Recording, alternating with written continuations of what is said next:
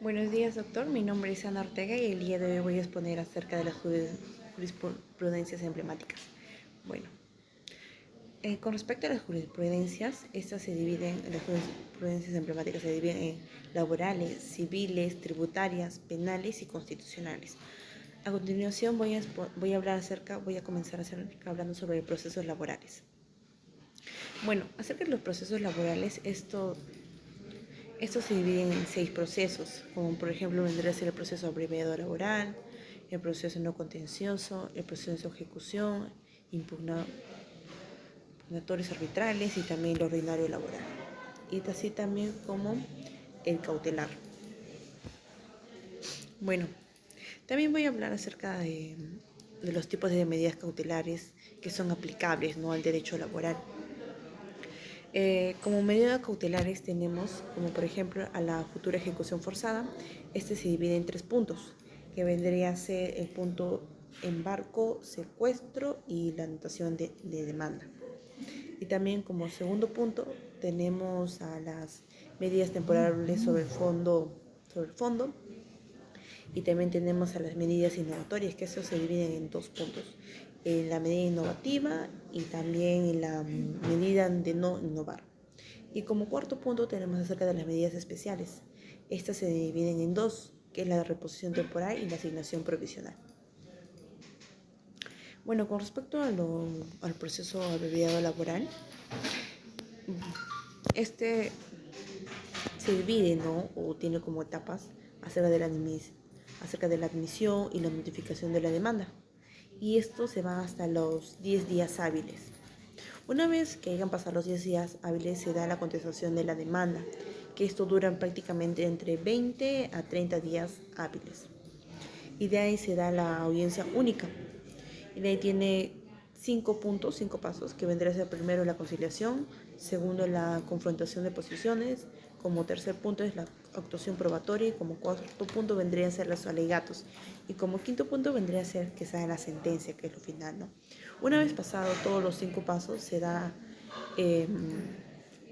realiza después pasando los 30 días hábiles se da la audiencia, y es así donde se requiere la información pericial, ¿no? Bueno, con respecto al proceso ordinario, se da acerca de la ley 29.49.7,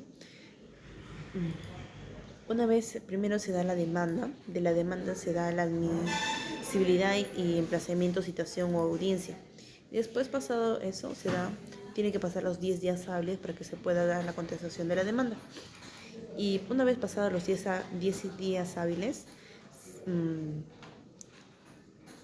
como se da la contestación de la demanda, después, pasado una vez de la contestación, se realiza de 20 a 30 días hábiles la contestación de demanda. De ahí se da la audiencia de juzgamiento. Y una vez que se da la audiencia de juzgamiento, pasan 5 días hábiles y se hace uso de la notificación. Bueno, acerca de los procesos de impugnación de laudos arbitrales económicos. Esto se basa acerca de la notificación del laudo arbitral.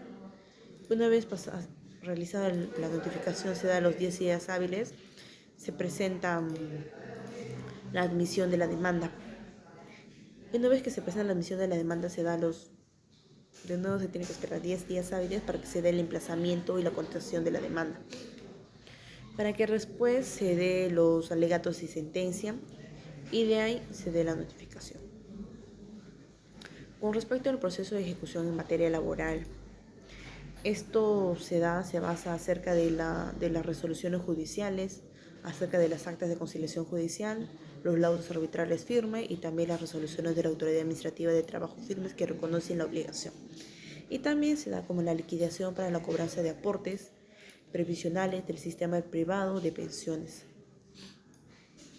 Acerca del proceso no contencioso, este se da básicamente sobre la consignación, contradicción, retiro de la consignación, autorización judicial para el ingreso del centro laboral y también acerca de la entrega de documentos. Ahora voy a hablar acerca de los procesos constitucionales. Con respecto a los procesos constitucionales, como usted puede ver en la imagen, es un pequeño esquema del proceso de amparo. Esto se inicia con la demanda. Una vez realizada la demanda, hay dos pasos que se puede dar como inadmisible y admisorio con fecha para la audiencia única, ¿no? Para la audiencia única en plazo máximo de 30 días hábiles. De ahí se hace el traslado a la demanda por 10 días, de ahí se realiza la contestación o con o sin excepciones, de ahí se realiza el traslado a la demanda de la contestación. Esto básicamente no debe de ser menos de 10 días antes de la audiencia. Una vez realizada la notificación, la contestación que diga, se realiza la audiencia única y de ahí se da la sentencia, ¿no? De inmediato o en 10 días. Ahora voy a hablar acerca de un pequeño esquema del proceso de inconstitucionalidad. En este punto tiene por finalidad, ¿no?, la defensa de la Constitución y en caso de la ley frente a infracciones contra su jerarquía y normativa. Esta infracción puede ser directa o también indirecta, de carácter total o parcial y tanto por la forma como el fondo. Ahora voy a hablar acerca del proceso de acción popular. En este proceso tiene por finalidad la defensa de la Constitución y en su caso de la ley frente a las infracciones contra su jerarquía normativa. Esta infracción puede ser directa o indirecta y de carácter total o también parcial, ¿no? Y tanto por la forma como por el fondo. Esto está en el artículo 74. La demanda de acción popular procede contra los reglamentos, normas administrativas y resoluciones de carácter general o cualquiera que sea la autoridad de la que estén a cargo. Bueno, con respecto al proceso de cumplimiento, estos de primera instancia. Primero se comienza con la interposición de la demanda, de ahí continúa el saneamiento de 5 días, de ahí se realiza la contestación y de ahí se da la sentencia de 5 días, ¿no? Y de ahí se dan los recursos de apelación de 3 días y de ahí recién se evalúa, ¿no? Se da la elevación del expediente al superior entre 3 días y de ahí se da la sentencia de 5 días, ¿no? Bueno, proceso de cumplimiento, segunda instancia.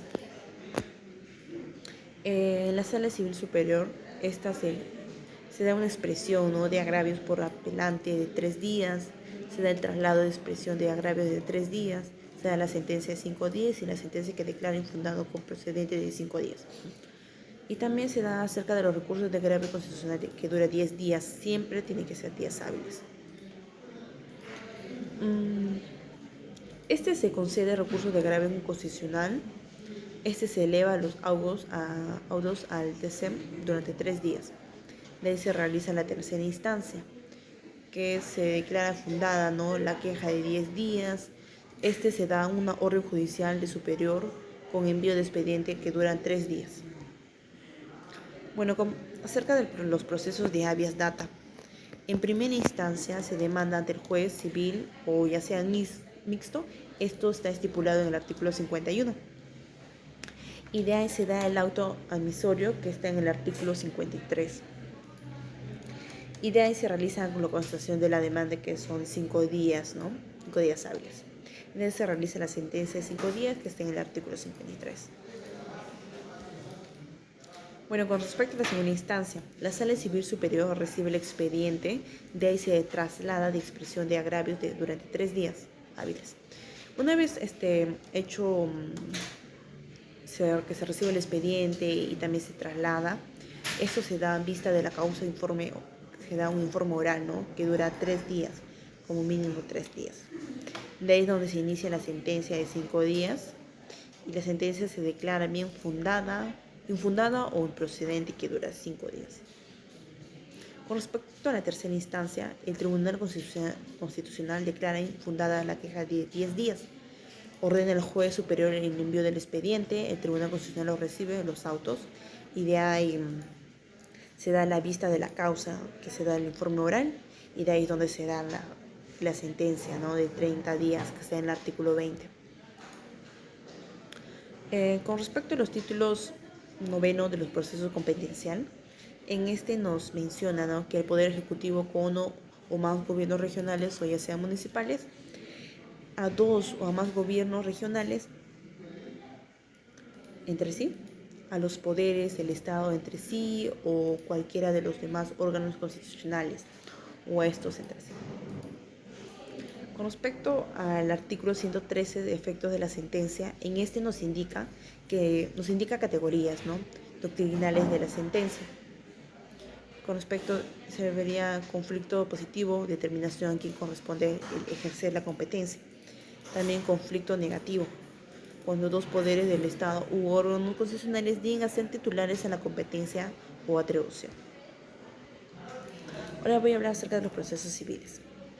Con respecto a los procesos civiles, el proceso de conocimiento, esto todo tiene un inicio a una demanda. Después de la demanda, tiene que pasar los 30 días hábiles para que recién se pueda realizar la contestación de la demanda. Una vez realizada la contestación de la demanda, se tiene que pasar 10 días para que sea el acto de saneamiento y de ahí se dé inicio a la audiencia de conciliación, donde se fijan, ¿no?, de los puntos de controversia, los saneamientos de probatorio. Acerca del proceso abreviado. La demanda, se tramitan en proceso abreviado los siguientes asuntos, como por ejemplo vendría a ser retracto, responsabilidad civil de los jueces, la expropiación, la impugnación de actos, la prestación de cuyo petitorio tenga una estimación patrimonial de mayor de 100 hasta 1000 unidades de referencia procesal. Y también tiene los que no tienen una vía procedimental, ¿no?, propia. Son inapreciables en dinero o hay dudas sobre un monto o por la naturaleza de la prestación. El juez considera atendible su empleo de los demás que la señalen. Con respecto al proceso sumarísimo, esto todo inicia básicamente, ¿no?, a asuntos contenciosos, donde se da el inicio de la demanda, pasados los 5 días se da la constatación de la demanda, pasados los 10 días se da la audiencia de saneamiento de actuación de pruebas y pasado la audiencia se da los 10 días de sentencia. Los asuntos contenciosos tienen 3 puntos, que vendrían a ser los alimentos, separación de convencional o divorcio ulterior y también interdición. Con respecto a los alimentos, se da el desalojo a aquellos cuya estimación matrimonial no sea mayor de 100 URP. Con respecto a la separación convencional y divorcio ulterior, en se van los interdictos, ¿no?, los demás que la ley los señala. Y como respecto a la interdicción, se da los que no tienen una vía procedimental propia. Con respecto al proceso cautelar, el Código Procesal Civil Peruano nos indica que está dividido en 5 puntos, que es la medida cautelar, juez competente, oportunidad y finalidad, requisito de la solicitud y también el contenido de la decisión cautelar. Y también tenemos otro punto que es las características de la medida cautelar. En nos indica que es como, por ejemplo, ¿no?, exponer los fundamentos de la pretensión cautelar y también nos señala la formación de esta.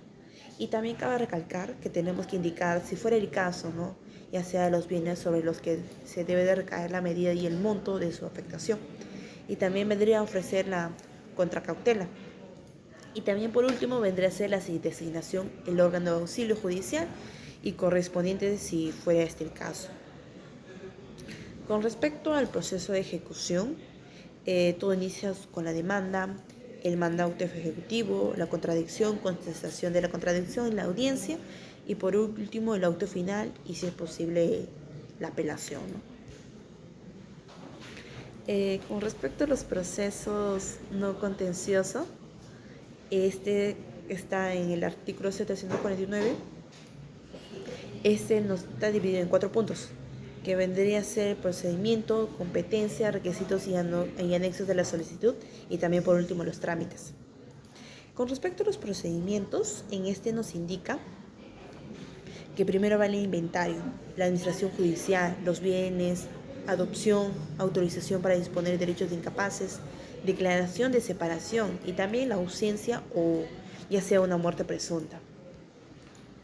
Con respecto a los procesos penales, todo inicia con una denuncia siempre y ahí es donde se dan las diligencias preliminares, ¿no?, y también se da la investigación preparatoria. En las diligencias preliminares se da el plazo de 60 días prorrogables, simples de 120 días de prórroga, compleja 8 meses de prórroga y crimen organizado de 36 meses de prórroga. Con respecto al proceso común, esto se da con requerimiento de acusatorio, control de acusación, auto de denunciamiento. Con respecto a los procesos de determinación anticipada, se da la iniciativa, el fiscal o el abogado a una solicitación y de ahí se da la audiencia de determinación anticipada de carácter privativo. Y ahí es donde se da antes de la formulación de la acusación.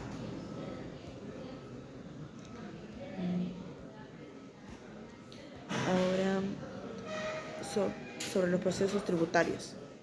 Con respecto a los procesos tributarios, este se inicia con el procedimiento de cobranza coactiva. Primero se tiene que realizar la notificación, de pasar los 7 días se inicia la interposición de medida cautelar y de ahí se da el inicio de la ejecución forzada, que vendría a ser la tasación de bienes. Una vez que se inició la ejecución forzada, se hace la suspensión. Con respecto a los procedimientos contencioso tributario, en este cabe señalar que se da una presentación de reclamación ante un órgano que emitió acto a reclamar. Y de ahí se hace el pago previo de la OPE si este no cumple los requisitos que se emite el requerimiento. Y bueno, por último tenemos al procedimiento no contencioso, que vendría a ser el trámite de solicitudes de no contenciosas, que nos indica que están vinculadas a la determinación de la obligación tributaria, que deberán ser resueltas y notificadas en un plazo no mayor de 45 días. Y de ahí, tratándose de otras solicitudes no contenciosas, serán resueltas según el procedimiento regulado, ¿no?, en la ley del procedimiento administrativo general. Y por último, vamos a hablar acerca de la impugnación, que esto se da en las resoluciones que resuelven las solicitudes, serán apelables, ¿no?, ante el fiscal tribunal. Y también, en caso de no resolverse dichas solicitudes, en el plazo máximo de 45 días hábiles, el deudor tributario puede interponer recurso de reclamación, dando por denegado su solicitud. Eso sería todo, doctor. Gracias. No. Él dice reproducir.